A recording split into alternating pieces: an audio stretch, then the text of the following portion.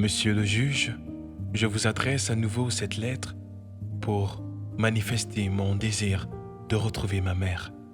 En effet, cela fait bientôt 1 an que ma mère a quitté l'hôpital en raison de l'amélioration de son état de santé. Cependant, les services sociaux s'opposent à ce que je vive avec elle et me pressent de rester dans ma famille d'accueil. Je leur suis infiniment reconnaissante de m'avoir offert un toit, mais, monsieur le juge, je tiens à vous dire que je souffre de l'absence de ma mère. Elle est ma seule famille, j'ai besoin d'elle et elle a besoin de moi. Je vous prie donc, monsieur le juge, de bien vouloir me permettre de retourner vivre chez ma mère. Je vous remercie pour votre compréhension. Je vous remercie pour votre compassion.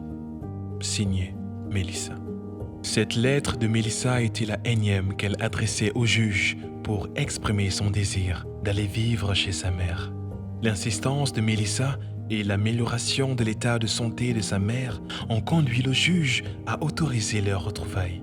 Cependant, Mélissa n'avait pas anticipé l'ampleur des responsabilités qui l'attendaient. En effet, elle doit être la mère de sa mère, elle doit prendre soin d'elle, car cette dernière n'a pas encore récupéré le plein potentiel de ses capacités. Elle prend soin d'elle et des tâches ménagères tout en s'occupant de ses études. Ce fardeau est lourd à porter pour Mélissa et parfois cela s'exprime par un comportement désagréable envers sa mère. Néanmoins, ni le comportement de Mélissa ni la maladie ne peut altérer l'amour et la complicité de Mélissa et de sa mère.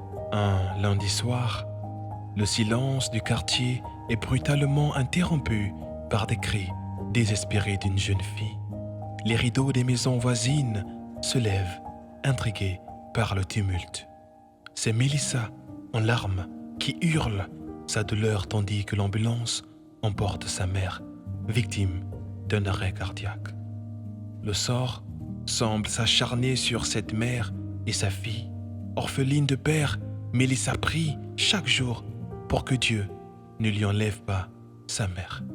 Ce Dieu, dont sa mère vantait les miracles. Elle croit fermement en la capacité de Dieu à guérir sa mère. Mélissa cesse d'aller à l'école, passant tout son temps à l'hôpital, les yeux rivés sur sa mère plongée dans le coma et sa foi rivée vers Dieu. Elle et la meilleure amie de sa mère sont constamment à l'église pour prier pour un miracle, car seul un miracle peut sauver sa mère.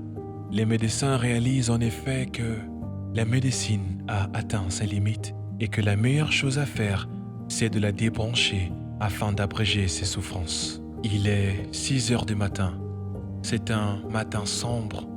Mélissa dort sur les cuisses de l'amie de sa mère alors que sa mère est en train de rendre l'âme quelques mètres à côté d'elle.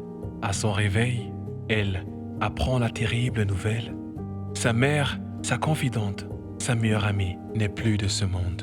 Orpheline de père, elle se retrouve désormais sans mère. Convaincue qu'elle est née pour souffrir, elle trouve néanmoins un peu de réconfort lorsque l'amie de sa mère devient sa tutrice. Mélissa pleure pendant le jour, Mélissa pleure pendant la nuit. Il y a un immense vide dans le cœur de Mélissa, un sentiment de perte, un sentiment de désespoir profond. Ce mal-être se transforme en dépendance affective. Depuis quelques mois, Mélissa est en couple avec Frankie, un jeune homme qu'elle aime mais que sa mère n'appréciait pas de son vivant.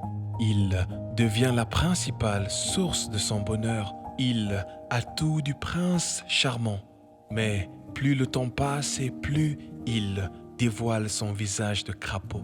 Leur relation devient toxique lorsqu'il commence à la tromper encore et encore et lorsque ses paroles dépassent ses pensées. Malgré tout, elle reste avec lui car il est la seule personne qu'il aime, il est la seule personne qu'elle aime.